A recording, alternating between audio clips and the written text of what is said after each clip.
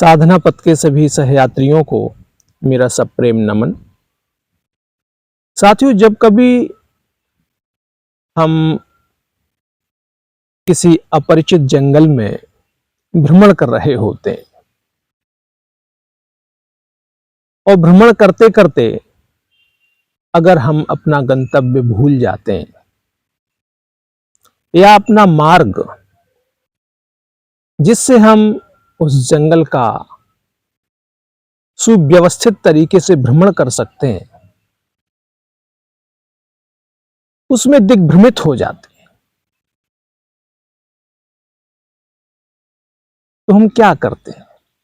कई बार हम त्वरा में बिना विवेक का प्रयोग किए हुए जल्दी जल्दी यहां वहां रास्ता ढूंढने का प्रयास करते हैं और हम ऐसा पाते हैं कि हम बार बार मार्ग भटकते जा रहे हैं, हमको रास्ता नहीं मिल रहा है। अपने प्रयास करने के बावजूद भी हम रास्ते को नहीं ढूंढ पा रहे, या ऐसा कोई भी पथ हमको नहीं मिल रहा है जिससे हम अपने गंतव्य पर पहुंच पाए। तो हम क्या करते हैं? किसी एक जगह खड़े होकर के अपने पूर्ण मनोभावों को केंद्रित करके अपने विवेक से विचार करते हैं और उस मार्ग को ढूंढने का प्रयास करते हैं। यही नहीं, जब लोक में हम किसी नई जगह जाते हैं और यदि हम कोई मार्ग भटक जाते हैं तो वहां पे मिलने वाले यात्रियों से हम पूछने का प्रयास करते हैं और यदि उनमें हमें मार्ग बताने वाले लोगों के द्वारा यदि बार बार गलत मार्ग बता दिया जाता है, हम अपने गंतव्य पर नहीं पहुंच पा रहे होते हैं, वो हमारी पूछने की जो संवेदना है, पूछने का जो हमारा भाव है, हमारी जिज्ञासा को अपने मनोविनोद के लिए प्रयोग करके हमको भटका देते हैं।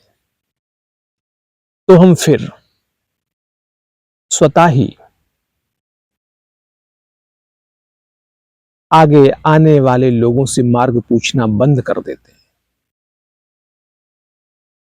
और अपने अनुभवों से, अपने विवेक का प्रयोग करके खुद ही वह मार्ग ढूंढने का प्रयास करते हैं, वो मार्ग जो हमें गंतव्य तक ले जाता है। लेकिन लोक में आज हम देख रहे हैं, इतने विचारों का प्रवाह है, इतने तथाकथित सामाजिक क्रांतिकारी पैदा हो गए हैं, आपका कल्याण करने वाले ऐसे तमाम राजनेताओं की उद्घोषणाएं हो रही हैं। लोक परलोक में आपको आपके जीवन से ज्यादा सुख देने के तथाकथित धार्मिक लोगों के प्रलोभन आपको लुभा रहे हैं। ऐसे में हमें क्या करना चाहिए? हम देखते हैं कि लगातार ठगने के बावजूद भी ये रील क्रांति का जो दौर है, इसमें व्यक्ति इस सोशल मीडिया के युग में बिना विचार किए हुए टीवी पर या मोबाइल पर जो संदेश प्रसारित हो रहे हैं उनमें विश्वास कर लेता है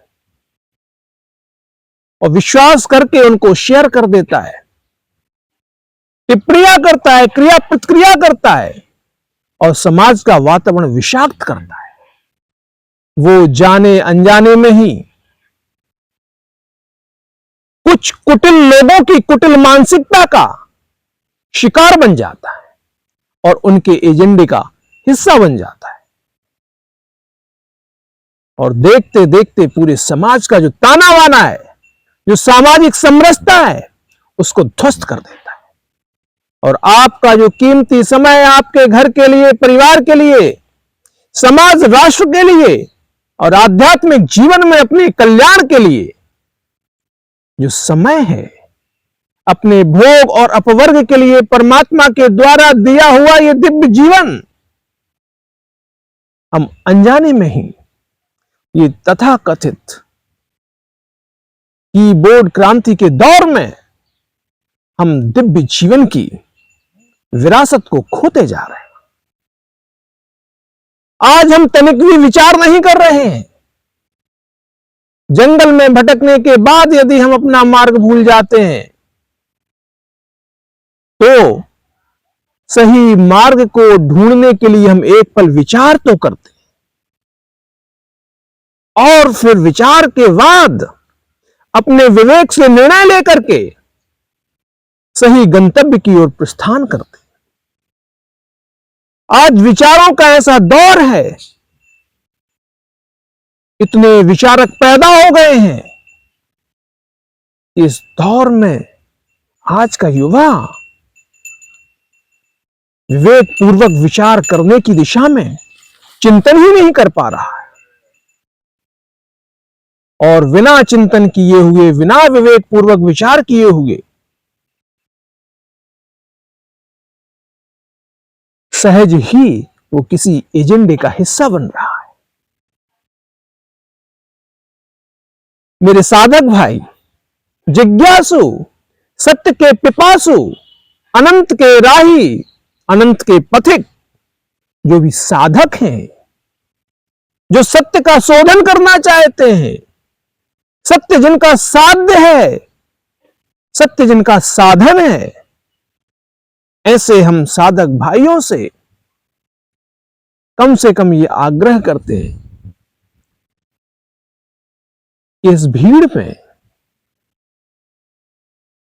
जहां पर भ्रांतियां बहुत हैं, इस दौर में कम से कम एक पल के लिए तो ठहरो, कुछ विचार तो करो।